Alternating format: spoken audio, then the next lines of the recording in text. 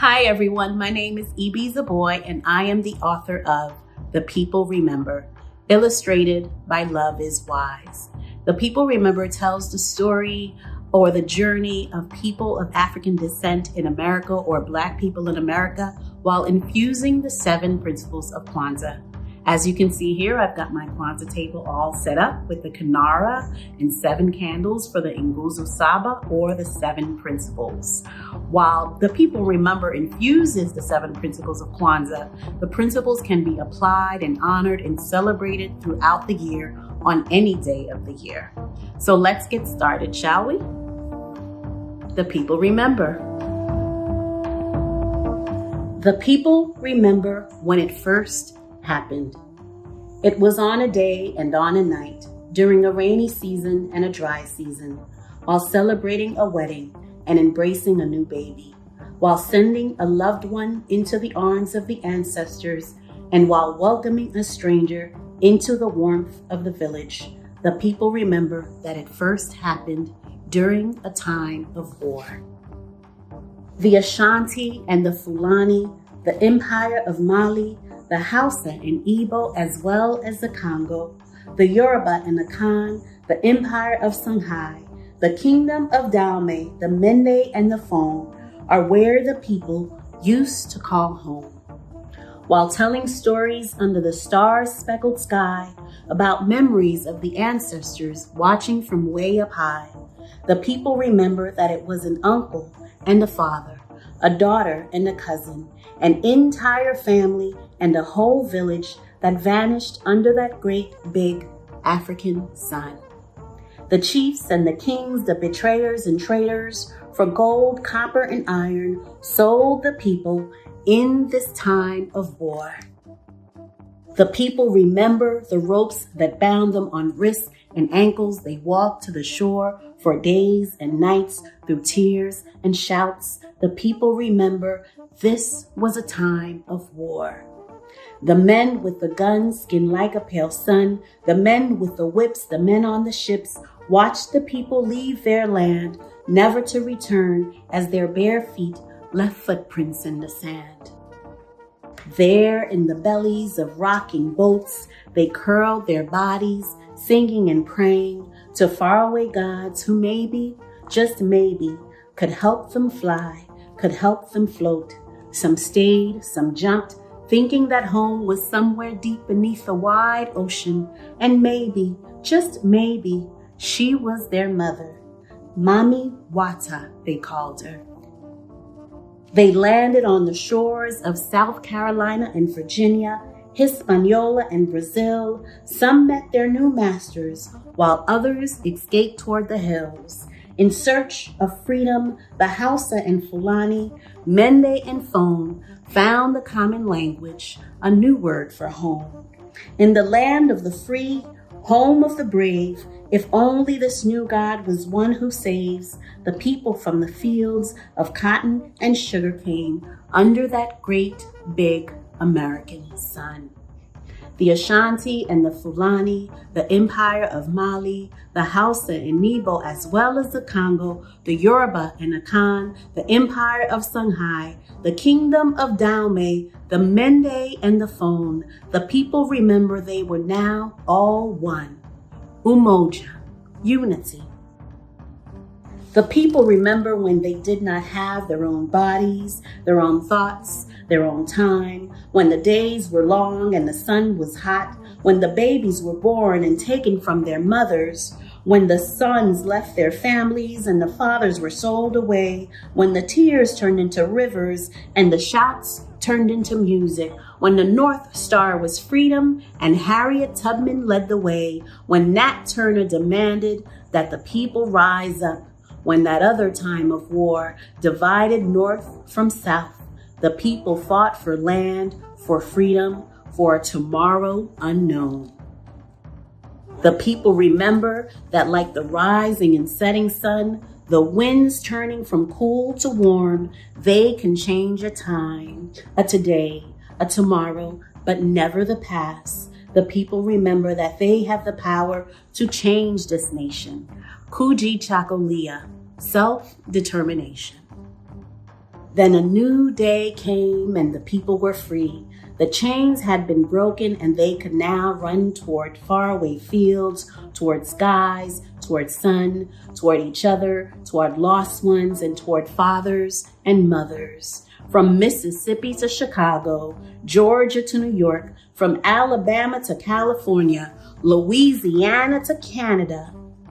The people remember that great migration to new lands, to new borders, where sharecropping hands were now factory machine fingers. The people toiled and labored, working the roads, the houses, the skyscraping towers, reaching for that great, big American sun. In the loud, bustling cities and in the small, quiet towns, the uncles and fathers, daughters and cousins gathered around a small table and on a wide porch, on a tattered couch and on a vast green lawn, to share jokes and stories, tall tales and riddles, to play the dozens and jump the broom, cake walk and jive, ring shout and lindy hop, Charleston and jitterbug, their sorrows away. Like waves crashing ashore and raindrops forming a pool, the people held hands and raised their voices in song. In churches and mosques, temples and healing places, the people laid their troubles down like a woven and embroidered rug, a tapestry of memories and sorrows, and a prayer for unknown tomorrows. The people remember that they have a job, they have a duty, ujima, collective work and responsibility. The people remember that freedom had a price. With 40 acres and a mule, a bale of cotton, and a bushel of rice. With a silver dollar and a nugget of gold, and all the fruits and vegetables a wooden cart could hold. The people gathered their wealth like raindrops in a storm cloud and plowed the land to sow a farm, purchased wood to build a store, paved a road to establish a town. From Rosewood, Florida to Greenwood, Oklahoma, from Africatown, Alabama to Freedmen's Village, Virginia, the people carved out a slice of this American pie and had themselves a fine dessert. Sojourner Truth told the people, I sell the shadow to support the substance. Marcus Garvey's Black Star Line brought some of the people back to Africa, this long journey home, a sweet, sweet justice. Madam C.J. Walker became a millionaire when she said to the people, love your hair. Garrett A. Morgan and George Washington Carver invented all the new and different ways the sun could shine, bright or dim, hot or cool, like a bountiful farm with finely tilled soil and a well-oiled city with all its traffic lights turned green. The people's wealth grew, and it reigned freedom. Ujamaa. Cooperative economics. But the people remember that it happened again and again. It was on a day and on a night during winter, spring, summer, and fall, while celebrating a wedding and embracing a new baby, while sending a loved one to distant shores, fighting that other great big war, and while guarding a home from the unwelcoming presence of white hooded strangers. The people remember that it happened again and again.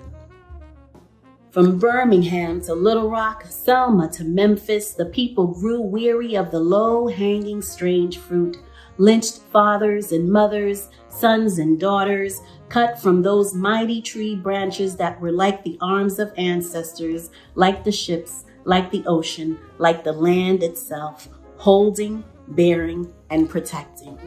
The people remember all those strange, bittersweet fruit whose seeds were buried deep beneath the earth to sprout, to bloom, and to return home soon. There on the streets with picket signs, arm in arm, the people marched to lift every voice and sang the songs of a low, swinging, sweet chariot. Dr. King gathered the people on that great big lawn near that mighty White House and shouted his dream out to the sun where it could be heard even from the depths of the great wide sea. Change filled the air when the people stood one behind the other on lines as long as history to cast their vote, this precious note placed on ballots. There on the sidewalks of Harlem, the Mecca of hope, Malcolm X stood atop his great wooden soapbox and told the people to remember by any means necessary, lest they grow more and more weary.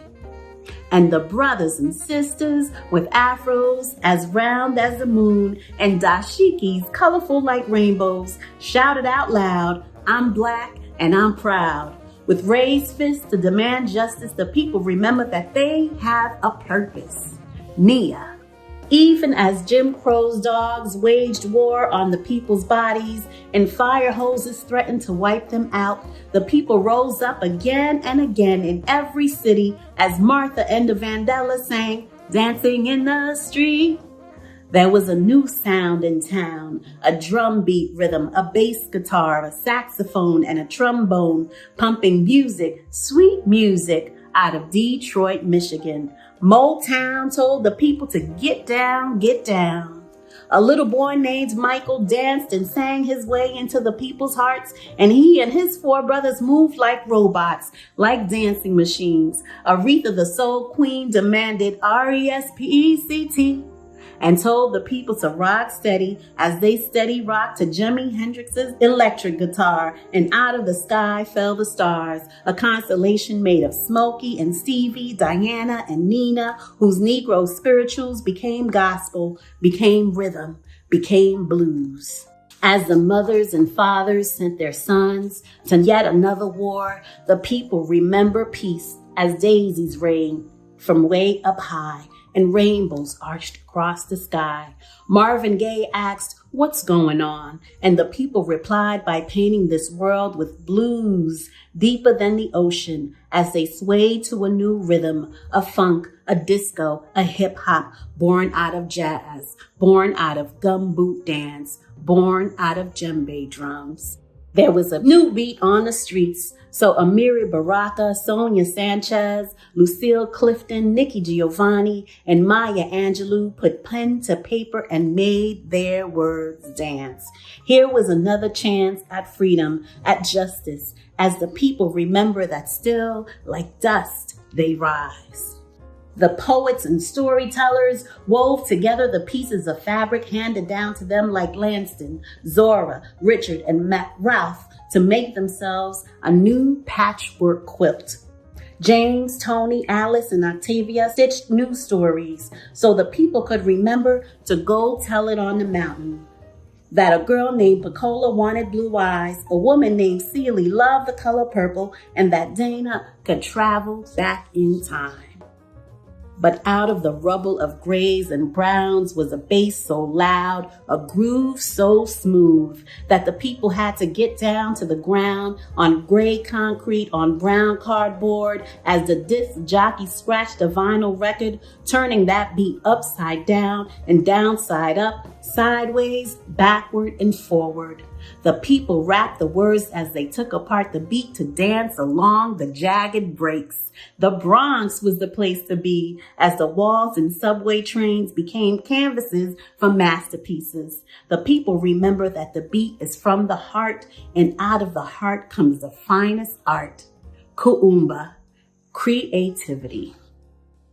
The people's music and dance, art and stories, fashion and poetry cross boundaries and borders, mountains and oceans, valleys and hills, shanty towns and villages. From Tokyo to Johannesburg, Paris to Rio, London to Moscow, the people inspired the world. A new president, Barack Obama, claimed the seat the most powerful in all the land. He demanded change and took a stand. With Michelle, Sasha, and Malia by his side, they were their ancestors' dreams, the people's pride. But the people remember that it happens again and again. A boy and his toy, a teenager on the phone, friends coming home from a party, a girl asking for the right way, their breath and their light taken in just one shot. But the people still remember that with each rising sun is a new day, with each new year is a new dream, a new seed of hope, unearthed, dusted, and polished, the people know that there will be a time of peace. The people will gather the pieces of fabric, cut, torn, shredded, and made unrecognizable by the storms of time, to sew together a tapestry of their stories, one fine quilt, a blanket for the children to keep them warm, protected, and safe. The people remember to always have faith. Imani. Thank you all for listening. I hope you've learned some new things. I hope you also enjoyed seeing Loveis Wise's wonderful illustrations.